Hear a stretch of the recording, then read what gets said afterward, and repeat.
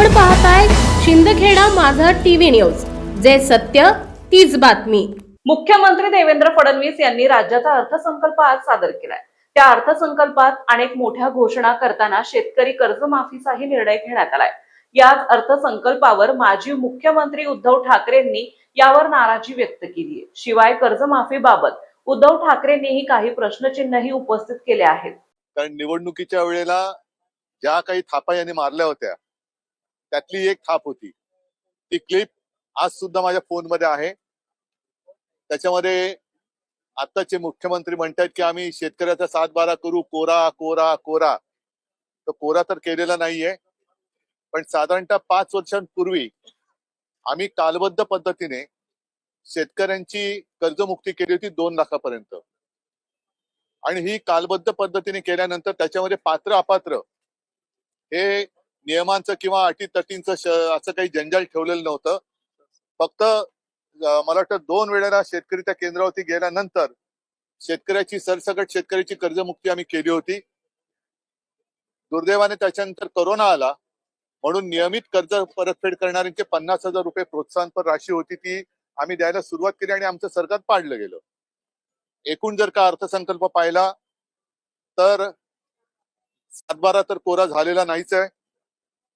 लाडक्या बहिणींचं जे काय भरीव 2100 रुपये देणार होते त्याचा कुठे उल्लेख नाहीये। कॉन्ट्रॅक्टरसाठी मात्र ठोस योजना आहेत, म्हणजे प्रत्येक ठिकाणी अगदी डिटेलमध्ये त्याचा कुठून कुठे मार्ग किती होणार आहे, किती कोटींचा होणार आहे, या कॉन्ट्रॅक्टरसाठी ठोस योजना आहेत।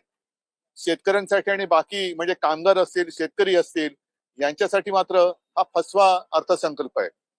थोडक्यामध्ये विकासाचं मृगजल दाखवणारा हा अर्थसंकल्प आहे। प्रत्येकाला आता काही दिवसानंतर कळेल की या अर्थसंकल्पाने त्याच्या आयुष्यात काय फरक पडणार आहे।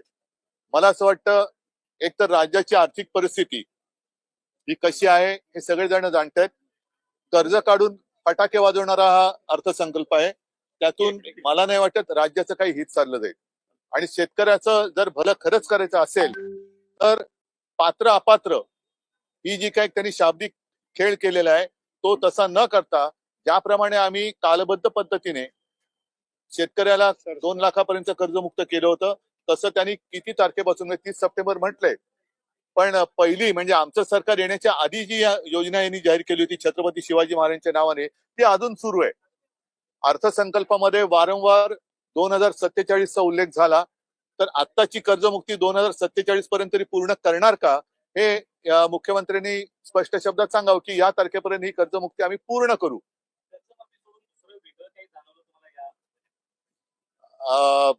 जरा थापांची लेवल वाढले,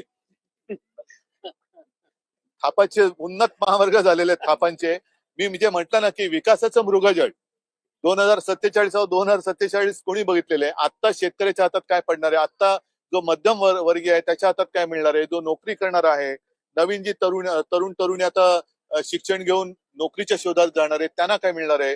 नुसतं त्याच्यासाठी योजना जाहीर केलेल्या आहेत, पण त्या योजनाचा पाठपुरावा कधी करणार आणि त्या योजना पूर्ण कशा होणार, त्याच्यासाठी निधी, या ज्या काही योजना जाहीर केल्या आहेत निधी कुठून आणणार, निधी कुठून आणणार? म्हणून मी म्हटलं ना की कर्ज काढून फटाके वाजवल्यासारखा अर्थसंकल्प आहे। लाडकी बहीण योजना सुरू राहणार म्हटलं, मात्र जे 2100चं आश्वासन दिलं होतं हे काही नाही, ठोस त्याच्यामध्ये काहीच नाहीये।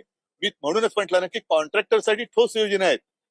किती हा महामार्ग किती हजार कोटींचा असेल, तो महामार्ग किती हजार कोटीचा असेल, त्याच्यानंतर हे सगळे रिंग रोड, हे रोड, ते रोड, त्याच्यामध्ये तरी एक बरं झालं की एका ठिकाणी ते मानसोपचार केंद्र काढतात, त्याची खरंच गरज आहे। त्या ठिकाणी सगळ्यांसाठी नाही, तिकडे बाकी सगळे हुशार आहेत, पण केंद्र त्यांनी योग्य ठिकाणी सुरू करतात, त्याच्याबद्दल अभिनंदन।